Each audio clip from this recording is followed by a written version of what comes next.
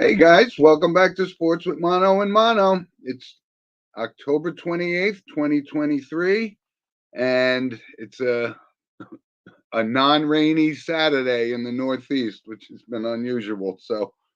But thanks for joining us. Thanks for all the comments we got during the week, and we got a lot of stuff we got to talk about today. So let's jump right into it. And of course, our monologue every week is sponsored by Coriano Trucking, and this week is no exception. Next week will be no exception either. So thanks for joining us, and let's just jump into it. So I do have a monologue this week, and it's a topic that I can't stand talking about because I can't believe this guy is even in the league. But this is this whole Deshaun Watson situation going on in Cleveland. I mean, this is a franchise that pretty much mortgaged their future by signing this guy to a 260 some odd $1 million guaranteed contract, and now he's he's not even playing. And the doctors have cleared him, and so this is very similar to like the Lamar Jackson situation. These guys play when they want to play, and if I'm a Cleveland Browns fan, I'm absolutely disgusted with this guy. But you know what? They dug their own grave on this one. So you get what you pay for, and they gave him $260 million, and now he doesn't want to play. So I don't know what that situation is, but when you think about guys like Johnny Unitas and Joe Montana and Steve Young, I mean, these guys played hurt, and they played hurt because they wanted to play in the game. And these guys today, we have talked about it time and time again. They play when they want to play, and he's got the money, so he can fake an injury all he wants, and he's still going to get paid. So if I'm a Cleveland Browns fan, I'm absolutely disgusted with this. Because I didn't think he was worth that kind of money. I never really thought he was one of the top three quarterbacks in the class of like Allen and Burrow and the guys today. I mean, Lamar Jackson has been playing very well, but if push comes to shove, if he decides he doesn't want to play either, then he doesn't have to play. So it's a topic that drives me crazy.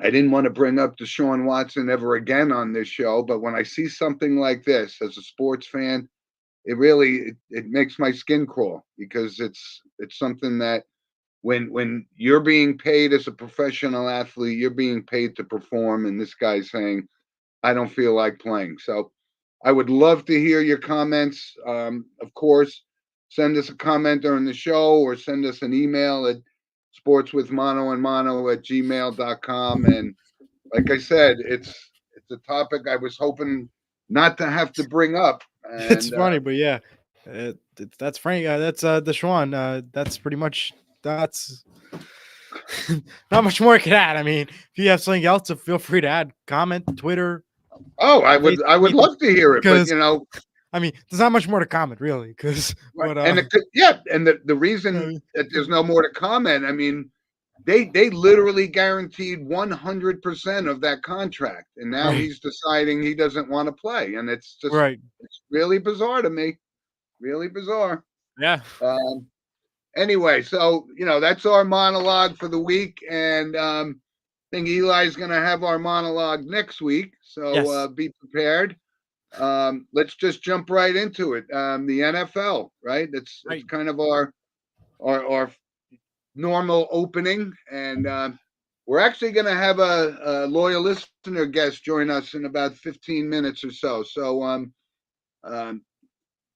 he's a Giants fan. He's a Don Bosco guy, All Frankie right, Pisani. So he's going to join us with some views on what's going on. And we always start off with we're local here, so the Giants. And I know Frankie's going to have some comments on this as well.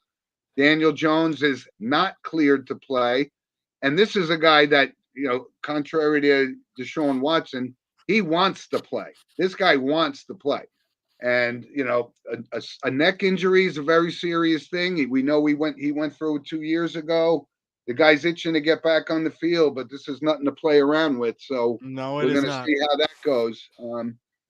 and of course, we got the big matchup. We're going to go into our picks in a little bit, but let's talk some talking points from this past week. And the Bills bounced back with a home win on Thursday night over Baker Mayfield. So, the Buffalo Bills are a hard team to figure out right now.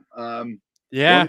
They look good. Another week they look like the wheels are coming off, and I don't know how to pick them. What I could add is, well, when they played against the New England Patriots, for the most part, Bill Belichick has owned Buffalo entirely. So that is number one. You have to go into factor. I was shocked that the Patriots did win that game. Bills played sloppy that game. Played a huge game versus Tampa Bay on Thursday night. Obviously, it was an interesting game for sure. I mean, because the Buccaneers could have won that one easily with that last-minute Hail Mary at the end. Looked pretty good until nobody deciding there to catch it. But Buffalo's been playing good, but they've been struggling at the times that they should be winning. So that is Buffalo for you, and gave Bill Belichick his 300th win as a coach for the New England Patriots. Yes, it was 300. Joins only George Halas, right, and Don Shula is the only other 300 win club coaches, which is quite a milestone. I mean, really is. So look, I still think, and Eli and I, we were talking about this, right, Eli, before the show. Yes. About San Francisco and they go as Brock Purdy goes, and we saw he could be a little bit vulnerable. I didn't see where he came up with this concussion, but he may not be playing this week, which leaves them with Sam Darnold. So good luck with that, because I've seen that movie enough to know how it's going to turn out. So forget that, right? But I still think, like I said, when before the season started, the 49ers, you looked on paper if Purdy could stand up to this challenge of being that quarterback, and they clearly look like the best team on paper, but you get injuries and things like that, and that's how things change. And but I still think the class of the NFL right now is Patrick Mahomes and the Kansas City Chiefs. I really believe that he is one of those quarterbacks that not only plays through injuries, which we saw in the playoffs last year and to the Super Bowl, but he could play with other players being injured. Right. Except for Travis Kelce, because as you all know, he did not have a good game and versus the Lions on week 1. And this was before the whole Taylor Swift thing and everything, So obviously that's just the one player that he does need. Yeah. If you do consider it, but yeah. But well, we'll jump into our picks because this is a good week. And the Jets and Giants meet up in MetLife Stadium this week. And well, first let's talk about last week. So both Eli and I had kind of a little rough week. We did. With our top 3 picks. I was 1-2. Eli was 0-3. Yeah. The only game that I did win was I liked Philadelphia over Miami, because I've told you I'm not a big buyer on Miami completely yet. So they showed that they're vulnerable as well. So let's jump into our picks, Eli. We got the Jets and the Giants in MetLife Stadium, and I'm going to take the Jets. Obviously, I'm a Giants fan, but without Daniel Jones playing, and our guest is going to be happy to hear this. Daniel He's Jones here right now. will If you not want to be make him playing. do the picks, if you want him to do the picks. Right, but Daniel Jones will not be playing. So Tyrod Taylor gets the call again, and we'll see how that pans out. If the Giants defense can continue to play like they're playing, and they could rattle Zach Wilson, then I think the Giants have a shot. But I think overall, if you look at it, not that I'm overly impressed. A lot of people are saying the Jets defense is like the 85 Bears, which I completely disagree. They got good players, but I think their defense is strong enough to challenge what I guess you would call a struggling offense for the Giants. Right. So that's a big game, and I'm going with the Jets. Excuse me. All right. Still dealing with these allergies. I apologize. So Chargers Dallas second game. It's in Dallas, and again, the No, it's Chargers Rams. just Rams Cowboys. Rams Cowboys. Yeah, Chargers have the Bears. Oh, Rams Dallas. Okay. Yeah. Either way, and I'm still taking Dallas because I still think Dallas has a pretty good team. I don't know that not Zach, Dak, um, is the complete player yet. I just they look good one week, they don't look so good this week, but they're home against the Rams, and I look for the Dallas Cowboys to bounce back and take that one. And then final game, one of the old traditional from the NFC, Philadelphia versus Washington. And we all got a good look at Washington last week. They looked horrible. And I still think Philadelphia is a really tough team. Like I said, talked about um, Jalen Hurts last week, and he's good, but on the run, he's not as good as Patrick Mahomes, and that's a big thing he's got to overcome if they're going to get back to the Super Bowl. So Jim's picks are the Jets, the Cowboys, and the Eagles. And Eli, give me your picks on those three games. I got to go with all three. The Jets Giants, I have to take the Jets. The Jets were really good playing Philadelphia. Entering the bye, I think they can definitely beat the Giants. The Giants almost lost last week. It was 14-7. It came down to the wire pretty much. And I'm going to take the Jets to win 14-10. Rams Cowboys, I am taking the Dallas Cowboys to win 26-23. Dallas is a good team, and I think if they could lose against big teams, I think they can definitely beat this one against the Los Angeles Rams. Eagles Commanders, I'm taking the Eagles 39-36. It was a great matchup earlier in this week when they played, and I think the Eagles can do it once more. Eagles 39-36. Eagles, Cowboys, Jets. And as the bonus pick, I will never always take an opposition when they played my team, the Seattle Seahawks. So give me Seattle Seahawks to beat the Cleveland Browns 32-19. Yeah, and the whole thing with this Cleveland thing we've already talked about, but Right. There's Myles Garrett. He is a force on defense. He's that kind of a player. He's one of the top defensive players, like the way Aaron Donald was. Who's kind of maybe on the downside of his career, maybe not that dominant player like he was, but Garrett's still pretty young, so he's a player. But overall, I'm not sure that Cleveland has enough around them. Even though I'm rooting for Cleveland because of our favorite Cleveland Brown player, Luke Whippler. But let's say, but I think I'll agree with you. So it's kind of rare. Yeah. Eli and Jim are all in sync in these four games. So we're either going to sink or swim together, Eli. Yeah, that's basically it for this week. Right? So a lot of stuff going on in the NFL, and we have our guests. Probably a good time to bring on our guest. Let's see Frankie. There he is. What's going on, everybody? Thank you for having me on. All right. Nice to have you, Frankie. So I'm going to give you a chance to plead your case here. I'm a Jones guy, and you're not. So explain to us, why Tyrod Taylor is the answer and Daniel Jones is not. Hey, I don't know if he's the answer, but I've liked what I've seen from Tyrod in the two games. I was never a fan of Jones. Jim knows this. I hated the pick back when they took him. I thought it was way too high. Thought he could have fallen so much later. There was better options available. And as I tell Jim all the time, there's so many quarterbacks in the league that I see, like Justin Fields is who I use for an example. Now, here's a guy who's played 25 games, and he seems to get slaughtered like no other. They say the Bears should get rid of him, draft a new quarterback.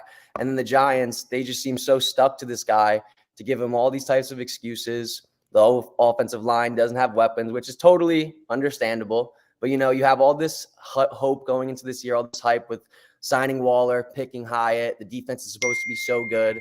And the first game, they came out so flat, which I was at the game. It was horrible, 40-0. I mean, it's an embarrassment, just like you know what I mean? And from 2 games, I've liked what I've seen from Tyrod. They almost beat the Bills. I know they didn't. You can't give credit for an almost win. They got us a win, a touchdown to Waller, which he hasn't had all year. A guy we traded for big money. And again, I think it's going to be a decent game against the Jets. I'm with you guys. I think the Jets are going to win. But hey, you never know. Tyrod could come through again.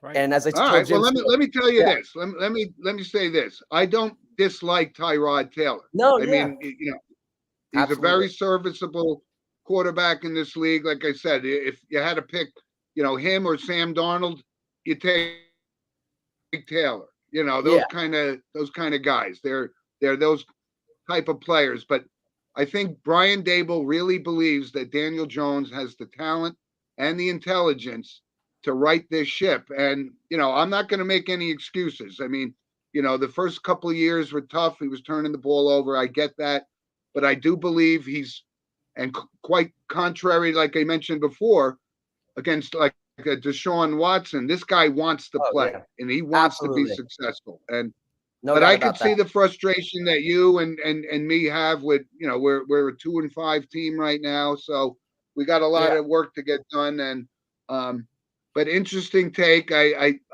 appreciate your view, and then that's what we do. We respect our loyal listeners and their opinions. And this isn't like those old call-in shows where I would hang up on you because I disagree with you. I give you your form, right? So I appreciate 100%. Your take on that one. No. And listen, since we're New York fans, and like I said, Frankie, full disclosure, is a Don Bosco graduate, which is a rival of St. Joe's. So that goes to the credence that we welcome all listeners. And absolutely. The St. Joe's and Don Bosco and St. Mary's High School, where Eli goes, we can all coexist, right? Absolutely. Right. Absolutely. So, Frankie, I wanted to just ask this. So, we got game 1 in last night. Great baseball game last night, right? Oh my! I watched the whole game. What a game! So I'm actually, even though Texas is up 1-0 right now, I still think the Diamondbacks have a real puncher's chance of winning this series. Absolutely. What do you think? Give me your take. No, I mean, again, the Diamondbacks, they fell apart at the end last night, 5-3 in the 9th. I mean, just I think that's the only thing. But both teams, I think their weakness is their bullpen. They don't have the strongest. I mean, Texas might have a little edge with Leclerc at the back end, but the Diamondbacks, Miguel Castro, who was a former Yankee last year, I like him, but I don't think that's the guy you want pitching in your World Series at a big game to close it out. You know what I mean? No, I think it's going to be a great series. I mean, I told you, Jim, I was ranting about him on Friday. Corey Seager, he's something else. I mean, that was somebody I wanted to be a Yankee for so long, and he's killing it with Texas. So it's going to be a great series. I'm excited to see it. I honestly, I'm happy whoever wins it. The Diamondbacks haven't won it in a while, and Texas has never won. So to see either of those win, it's a change up. Absolutely. How about you, Eli? What are you thinking on this one? Definitely a change up in the series. Definitely surprised to see both these teams here. As we know, it's been an interesting wild card, interesting playoff run, and it's great to see both these teams playing here. I absolutely think that Adolis Garcia had an absolutely beautiful home run at that walk-off at the end of the game. Texas, I still think, is going to be the team to win this year. And I like the Diamondbacks, don't get me wrong, but I think the Rangers are going to win this series. I mean, Garcia, he broke the postseason record last night, most RBIs in the postseason. I mean, it's unbelievable. There's no question. Yeah. Unbelievable. And he's homered in 5 straight postseason games, which is, and they're almost all opposite fields. That's Reggie Jackson-like stuff right there. Yeah. Literally. He's been unreal. So, Frankie, one more thing before we let you go, right? So you're a New York guy, you're an NBA guy. Absolutely. What's your take on the Knicks and their prospects for this season? They've looked good. I mean, they looked really good against the Celtics. It was a shame they couldn't close it out. Randall and Hartenstein, they looked good. I still don't think those are the guys you want. I'm a big fan of Jalen Brunson. I think he's really good. I think the Knicks are going to have a good year. And on the other side of New York too, the Nets. I mean, they're 0-2, but both games they've been so in. Cam Thomas looks amazing when he gets minutes played, and I think they everyone was down on them when they made that trade with the Suns with getting rid of Durant, but the haul they got for them, I think they actually ended up as the winner in that trade. I think they're going to be good for a couple of years and down the road to come. And when you look at the Knicks, you look at the roster, and they really didn't make a lot of improvements over last year. And we know that there's something missing there, right? Brunson is a player, and Josh Hart is better than Evan Fournier and all that kind of stuff. Absolutely. And but I don't see that they have enough to compete, especially with the way the Celtics look. They made a lot of changes, a lot of wholesale changes, and they're going to be the team to beat. No, absolutely. I think there's been rumors about Embiid getting a package for Embiid to the Knicks or Karl Anthony Towns, which, I, to be honest, don't like either of those, but those are the rumors right now. I think both of them I could pass on for the Knicks. Yeah, but I mean, I think in order to get somebody like Embiid, who I don't think is in the same category as like Giannis or somebody like that. No, not even close. You may have to give up somebody like an RJ Barrett, who's starting to mature. That was the proposed deal. It would be RJ, Randall, and a couple picks, and then you're losing a good amount, and you're not even sure if the return's there. That's right. That was again the Suns last year. Like, they're the prime example of it. They made that big trade for Durant, and then they got rid of Cam Thomas, and I'm drawing a blank on the other bench player they got rid of, but it depleted their bench, and they had no depth going into the playoffs. So when KD or Booker wasn't on the floor, they were horrible. It was why they haven't been able to get past the Mavericks a couple years in a row now. So, but yeah. So let me ask you a point blank question. Who's the best player in the NBA right now? That's a tough question. Right now, oh man, you put me on the spot, Jim. This is a tough question and answers. I told you. I'd have to say Jokic. And I wasn't That's not a bad. I wasn't a big fan on him coming in.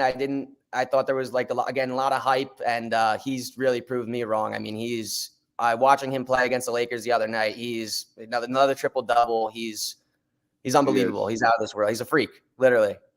I think that's actually a good safe pick. And but I would say, if I had to answer that question being put on the spot, I still think, Giannis to me is so dynamically athletic, and absolutely. He showed it the other night. I mean, he was on the floor. The guy got up and blocks his shot, and then runs down the court. I mean, that's what you want. And now the Bucks with Damian Lillard are a real tough team. Yeah. And that's.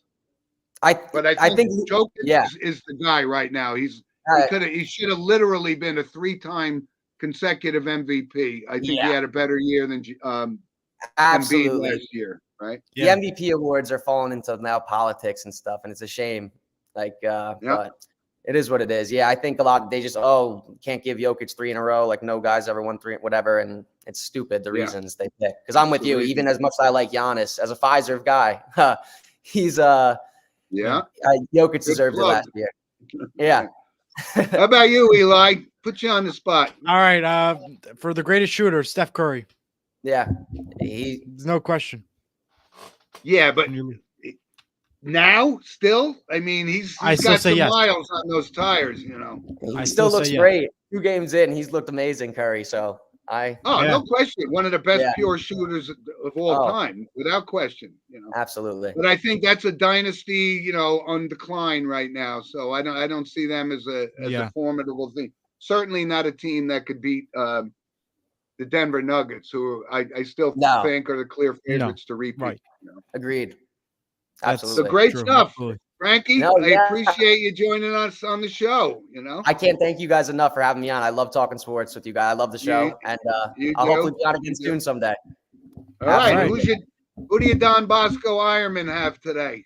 I'm honestly not 100% sure. I know the season's coming to end. I'm not sure. I got to pick up on that. As you know, it's been a disappointing season for them. So it hasn't been. I know it has. To look forward to, but we'll see. As you know, anything can change playoff time, which is, I believe, next week, if I'm not wrong, right? Yes, playoffs begin next week. Seedings for non-public A and B come out tomorrow. Oh, that's awesome! Yep. Yeah, I'm going to be excited for that. And who knows, Jim? Maybe St. Joe's Bosco face each other. We'll see each other at the game. Well, listen, that's very, very possible because St. Joe's has a tough game against Del Barton today. Yeah. At Del Barton. So the seeds will come out tomorrow. We'll see. But Yeah. I think what the fans are looking for in football, and not dismissing Don Bosco, but they haven't had the year that they're No. accustomed to having. So I think the class is still St. Joe's and Bergen Catholic until Oh, somebody absolutely. knocks them off, right? 100% Absolutely. agree. Yeah, Absolutely. but There's no thanks, other Frankie, for competition. joining us. And enjoy your weekend, buddy. See you on Monday. You guys too. Right? Thank you guys so much for having me on. I appreciate it. Love the All show. right. All right. See you Good guys. Thank job. Thank you. Take care.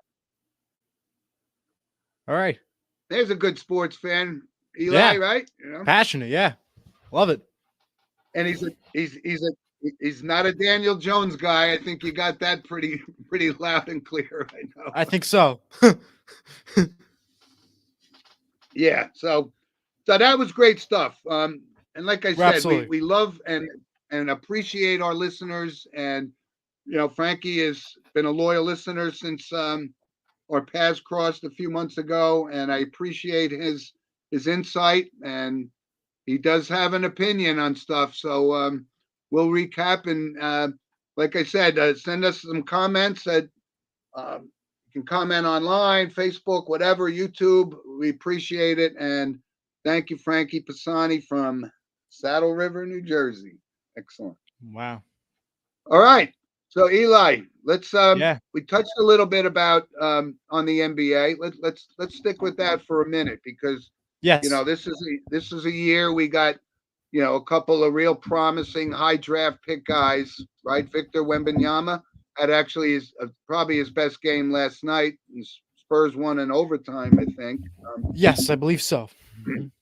This kid, he really is the real 126, deal. 122 is the final in overtime. Right. He's the real deal, though. This kid can run, he could shoot, and he's not just a one-way player. And he at 7'5", he's gonna block shots, probably break like Wilt Chamberlain's record or something. Wemby is the future for the National Basketball Association, and that is just like Connor Bedard for the NHL from a different perspective. Those two players from this year's draft have been absolutely incredible, and we're only like 3 games in the NBA already in, and we're about 6 in the NHL right now, about 9, I would say. Both those players have shown absolute confidence in what they do. They know how to play the game, and they are the next future for hockey and basketball. And that is going to be the next level where we're going to say, before we said Gretzky, now we're going to say Bedard level. What do we stand from Bedard level from the current perspective? What do we look at from the Wemby perspective? That is the future. And I'm very proud of both what those guys have been doing for both the NBA and the NHL, getting a little off course for that one.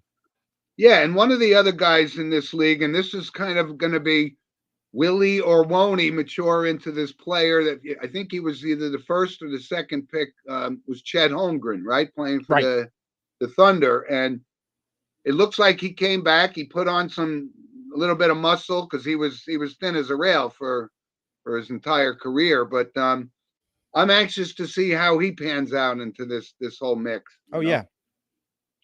But again, and we have to bring this up because this is similar to the Deshaun Watson, this whole James Harden thing again. The guy, I mean, you got to give him and his agent credit because he seems to wiggle his way out of all of these things.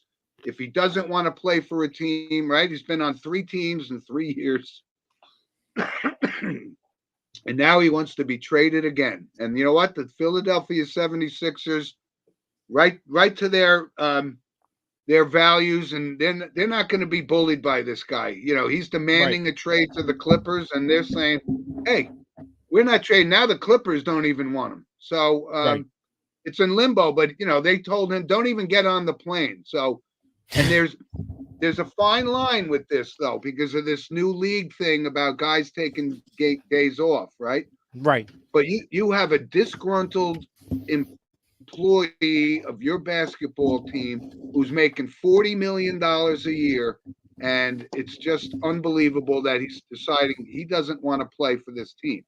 And I hope agree. they suspend him for conduct detrimental to the team and just take money out of his pocket. Not that it's really going to matter because he's made over $300 million in his career with this I kind of agree. nonsense, right? And the highest paid sports league in our nation. So Yes. ugly scene for him. And I hope. Listen, I don't root for the Philadelphia 76ers. I don't think they're going anywhere. I do like some of the young talent. I do like this Tyrese Maxey. He's a player. Right. So I think they ought to just start looking at this situation and saying, either you show up for work or if you don't, we're not paying you. Period. Right. 100%. Yeah. There's no other question to ask. Yep. So let's move on to hockey because you did bring this up, right? Let me bring ahead. up 2 notes for the NBA. Classic format returns for the NBA All-Star game that includes the Eastern Conference versus Western Conference. Traditional scoring applies, and this year will be in Indianapolis, Indiana. We would love to see it at the football field where the Colts play, but I don't believe it's going to be at where the Indiana Pacers are at. But should be fun to watch if you're interested into the All-Star game. But there is some NHL stuff, which we'll talk about in just a little bit. Also, Orlando Magic guard Cole Anthony has agreed to a 3-year, $39 million extension. Well, something, you just brought something up because I was going to bring it up in random points, but we've been talking about the NBA and the salaries that these guys are making for quite a while, right? Yes. And this goes back to who we were just talking about, Giannis Antetokounmpo, who just signed a 3-year, get this, $186 million contract extension. So now we're talking guys like making $20 million in the NBA is almost routine. Making 40 is like the top 10% of the elite guys. And now this is going to set the bar for future guys. Like if we fast forward and Wemby turns out to be the player we expect him to be, we're going to be looking at $100 million a year guy. And listen, I told you, Giannis, I think is the best player in the league. So if anybody deserves it, he does. He has a work ethic. He has a commitment to that franchise, and he meets that commitment and shows up for work. And I just think, when somebody like that gets the money, I have no problem at all. But when somebody gets the money that James Harden gets, I have a big problem with that. Yeah, I agree 100%. Right. So this is a $62 million a year contract he just signed. Incredible. So let's jump into the NHL real quick. And you brought this up. So we'll start out with the Connor Bedard update, right? Scored a goal last night. So listen, the NHL, it's tough. And a lot has been put on this young man's shoulder. You brought up Wayne Gretzky, which is high praise. When you look at more recent, I think probably the best player in the game right now probably be Connor McDavid. Although he's dealing with some injuries, he's missed some games, and Edmonton's off to kind of a rocky start. But let's talk about your New Jersey Devils. I know you're a big Devils we fan. do have to talk about the Devils. Yeah, go ahead. I will just start with this. We are currently 4-2-1. Won last night, 5-4 to the Sabres. Play tomorrow night versus the Wild at 5:00 for our Halloween game. I'm just going to say one thing clearly. We won, but we've been playing sloppy. Sloppy hockey. We've been giving up too many goals, even with some of the best goalies of Vitek Vanacek and Akira Schmidt.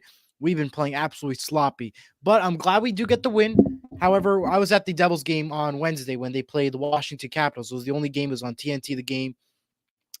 In the first period, just to give you a quick update, first period, it was 3-0 Capitals. They pull Akira Schmidt out, put Vitek Vanacek in. Second period, 4-3. Devils score 4 goals. Washington unable to stop it. Third period, all of a sudden, they get 2 more goals. One was taken away, and the final score of that game was Washington, 6-4 victory. I was a little bit disappointed. Devils have been playing sloppy. They're giving up too many goals. Real of the Devils. I still think they are a playoff team. However, they need to change their attitude, start playing like they did last year, and not make it as sloppy as a game as they've been playing. Still love the Devils. We'll always root for them. But They've been playing very sloppy, however, and that is just Well, one disappointment for them. and there's one guy on your team that's really lighting it up And that early in guy the is season. Jack Hughes. 18 points, has scored every single game, either a point or a goal. I've absolutely loved him. Again, without Jack Hughes, this team, the New Jersey Devils, will not be in this position as they are right now. Jack Hughes is the star. I am so glad we have him for 8 years, and he is the face of the NHL other than Connor Bedard. I'm so proud of what Jack Hughes has done, and he is literally our only savior to this New Jersey Devils team other than our goalies, because the defense has been sloppy. But let me tell you, Jack Hughes, absolutely the star. No matter where you're from and what team you are in the NHL or how much you hate this player from the Devils, Jack Hughes is the absolute star in the definition of hockey. Yeah, no question about it. And you got to root for a guy like that. That's I don't know. Was he I know he was the Devils' number one. Was he the number one overall draft Yes, pick? he was the number one overall draft pick for 2019. He went to the Devils, had an interesting 2 years, and the Devils re-signed him for an 8-year deal. Yeah. So, and I bring that up because just across the river, and on the New York. Rangers side of the house, they're starting off okay, but as I brought this up a couple of weeks ago, they didn't seem to make a lot of wholesale changes. So I think they were counting on, and former overall number one pick Alexis Lafreniere. They've been waiting for this guy to break up and meet that standard of being the first pick in the draft, like Connor Bedard and so forth. And Right. to this point in his career, this is his 4th year with the team. This has to be a breakout year for him, and I think that's what they're counting on. That they're going to give this kid some more ice time, and maybe he will be worthy of that number one overall selection. But to this point, he hasn't been. I like him, but he's early on in the season, he's got 4 goals already, which is Right. He probably didn't get 4 goals for 2 months until from last year. So the Rangers look good. I worry about their matchup against the Devils in the playoffs, just like I worried about it last year, and Devils took it to them. I agree. That's something to watch A out lot for. of stuff going on in hockey, right? Yes. And listen, with Edmonton off to this slow start, you really do hope, because it's great for the league to have a guy like Connor McDavid on skates. So I hope he's not hurt, to the point where it's going to affect him, because he's a marquee figure in the rebirth of the NHL. I really believe that. 100% agree. Yeah, I mean, he put up 150 points for the first time in, like 20 some odd years in the NHL. Yeah. But he's a player, and I'm rooting for this Connor Bedard. I really. Oh, I am. Listen, I was looking at their roster. They're not a really complete team. Obviously, they're in rebuilding mode, so a lot is on this kid's shoulders, and I hope he could step up to that challenge. So. Absolutely. For those watching at home, feel free to comment about anything around the NHL and all sports that we've been talking about. And also send them an email at sportswithmonomano@gmail.com, or tweet us on Twitter or /X. Yep. And hey, and we got to finish some NHL notes too. Yep. Yep. I'm going to finish up some NHL notes real quick. The NHL Frozen Frenzy, which was the NFL Red Zone style show, occurred on ESPN2 and ESPN Plus on Tuesday night. Total goals scored was 102 goals during that game. It was a pretty interesting Frozen Frenzy matchup. Also, the NHL Players Association and the NHL has concluded that it is now optional for the players to put a tape around their stick. So it is now optional for the players to put a themed taped stick on the hockey sticks. Before it was banned, especially with the whole pride stuff. Now it is officially optional for each player. And the Heritage Classic, which is an outdoor game, it's the 38th regular season outdoor game, will occur tomorrow at the name of the field is Commonwealth Stadium. It's the Battle of Canadian Teams, the Tim Hortons Heritage Classic. It'll be 7 p.m. Eastern on TBS. It'll feature the Edmonton Oilers and the Calgary Flames. Good stuff. And you brought up something else. I think you kind of You froze up there for a little bit. Did you mention the Devils and Rangers weekend series? Oh in no, I did not. MetLife? So as it was announced previously, the NHL is going to continue their outdoor stuff. The Winter Classic is obviously the first major event that'll be the Discover NHL Winter Classic, T-Mobile Park on New Year's Day, 3 p.m. Eastern on TNT. It'll feature at T-Mobile Park the Seattle Kraken home to take on the Vegas Golden Knights. And also the Navy Federal Credit Union Stadium Series will be at MetLife Stadium this year. There will be 2 days. On Saturday the 18th, 7 p.m. will be the Devils taking on the Flyers. And then on 3 p.m. the next day, the New York Rangers take on the New York Islanders in New Jersey from MetLife Stadium for the Navy Federal Credit Union Stadium Series. All games are available on ABC or ESPN Plus for when it comes time. But the NHL is continuing to grow.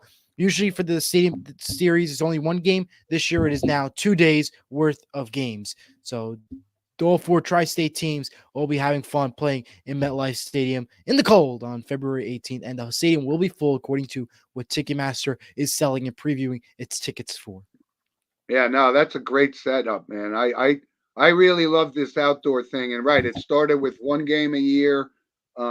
It started out as the Winter Classic. I don't know how many years ago, 10, 15 years Yeah, ago. something like that. Yeah.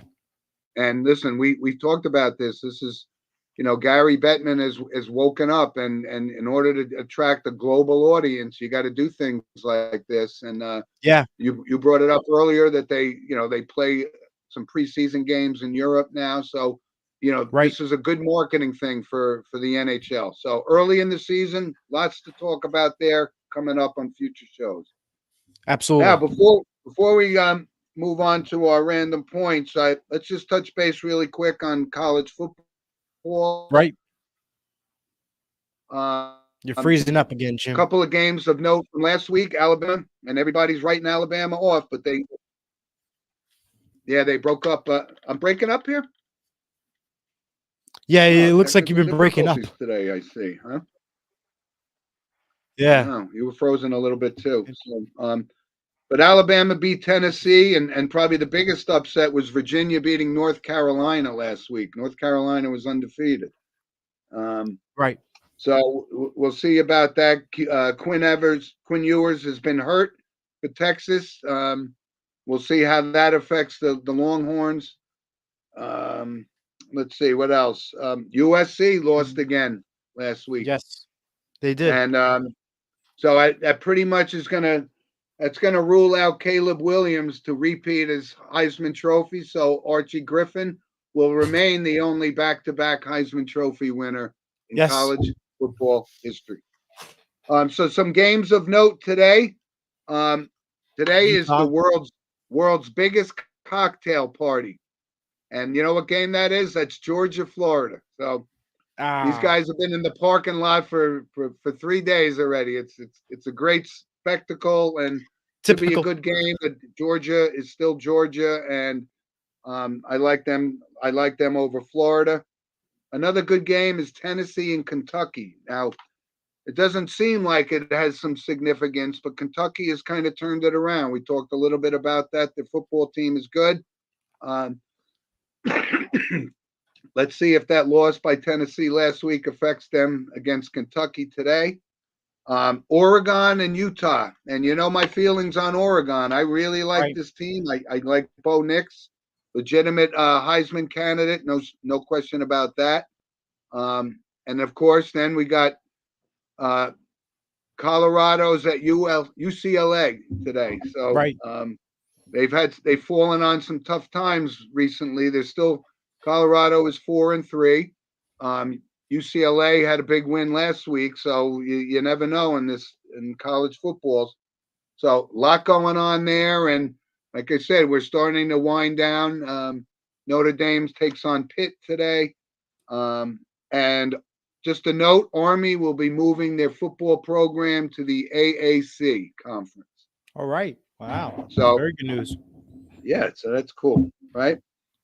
All right, so a lot of stuff. Let's jump into our random points of interest, which is of course sponsored by Lynch Toyota of Manchester, Connecticut. And we talked about it. So Eli, college hoops is only like 10 days away. So we're starting to pack in all of these sports. I'm ready.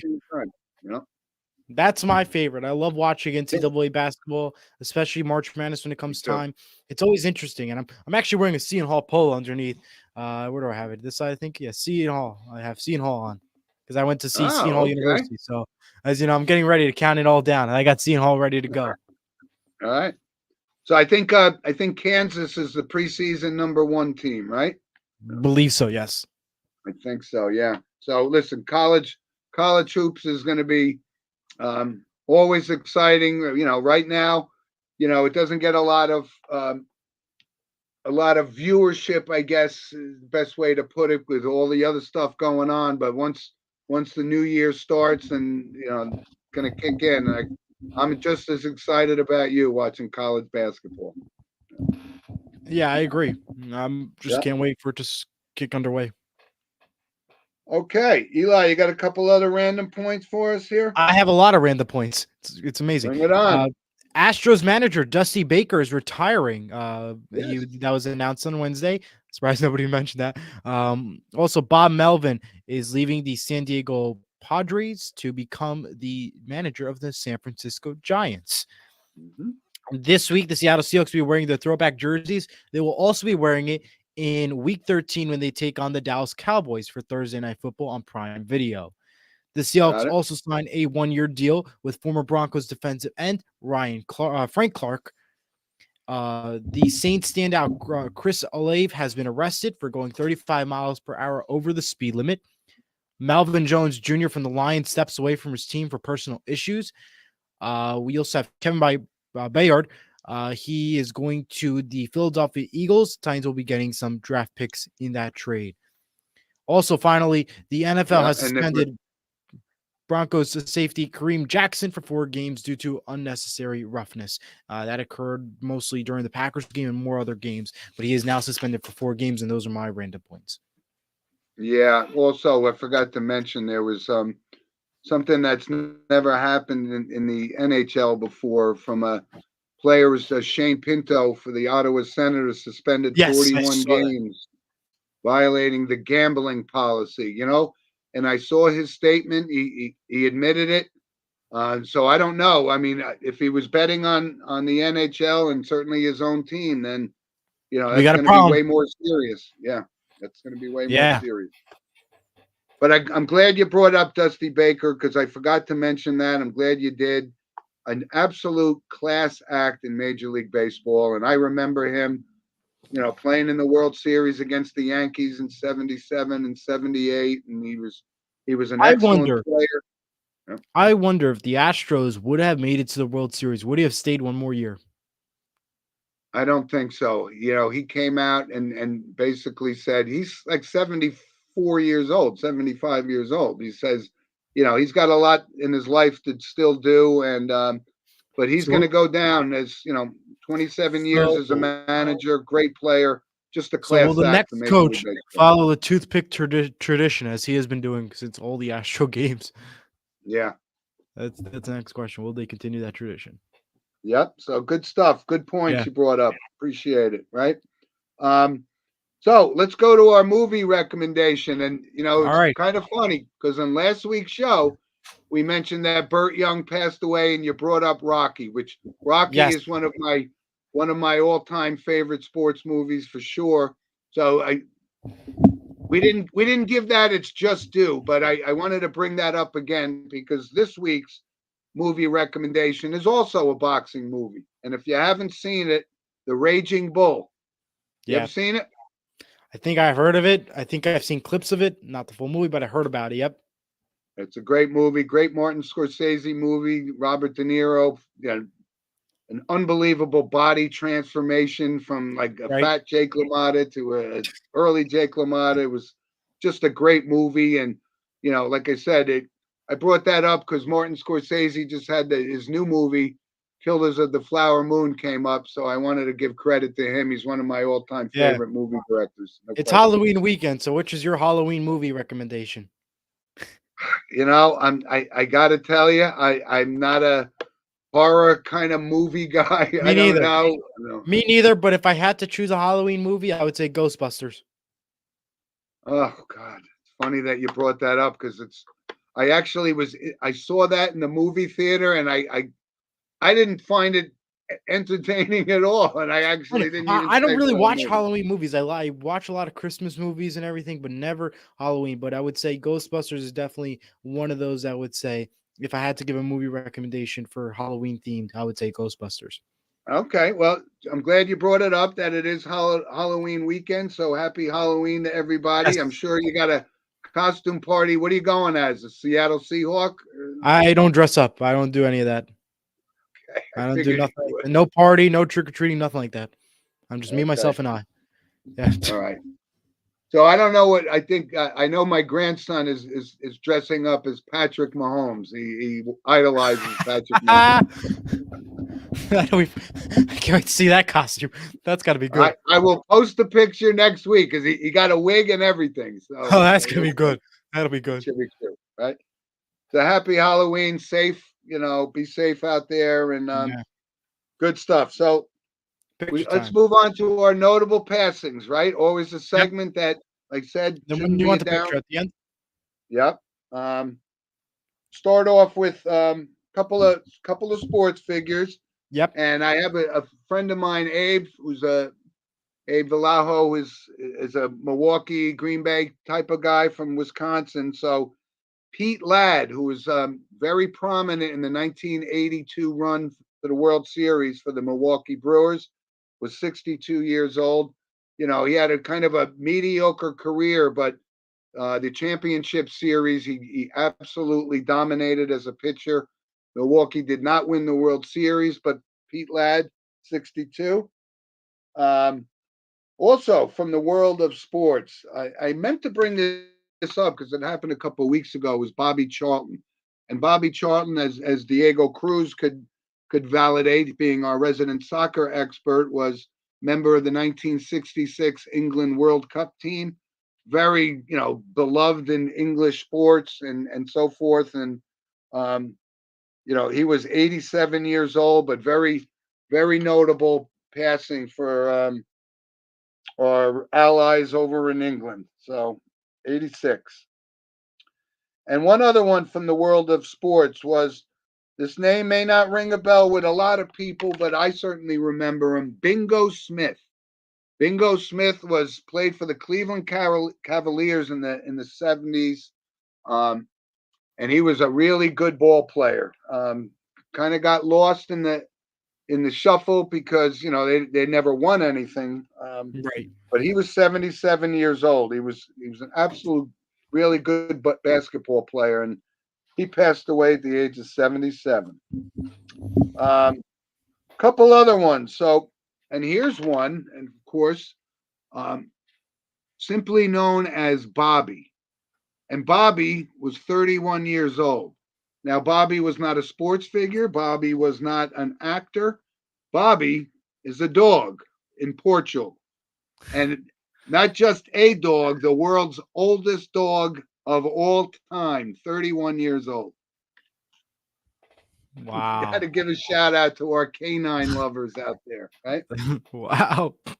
That's all I'm gonna say. Just wow. Yeah, and I don't even know. I never even heard of the. I'm going to give it a shot here. The type of dog was a Rafeiro do Aleng. I don't even know what kind of dog Wow. it was, but 31 years old. Put that in human years, and that's pretty record breaking. Notable. Yeah. Very notable. From the world, excuse me, from the world of entertainment, Richard Roundtree also passed away, Yes. 81 years old. And Richard Roundtree played John Shaft in the movies in the early 70s and had a short-lived TV series, only 6 episodes, but he was pretty cool. And I know they did a remake of Shaft with Samuel L. Jackson about 10 years ago. Yeah. Actually, Richard Roundtree appeared in that movie as well. I thought he was cool as could be. I actually loved that movie. The theme song was written by Isaac Hayes, so that was notable. But Richard Roundtree was 81 years old. Yeah. One other notable from the world of entertainment, Richard Mole. And Richard Yeah. Mole played Bull on the long-running series Night Court back in the probably late 70s, early 80s. The big guy, the court Yeah. officer, 80 years old. 80 years old. And one other one from the locally here. A lot of people from the New York area will know who Arnold Diaz was. And Arnold Diaz used to have a show, excuse me, actually a segment called Shame on You. And this is Yes. very popular now. A lot of news stations have these, tracking Segments. down, contractors that left them hanging or didn't get paid on something.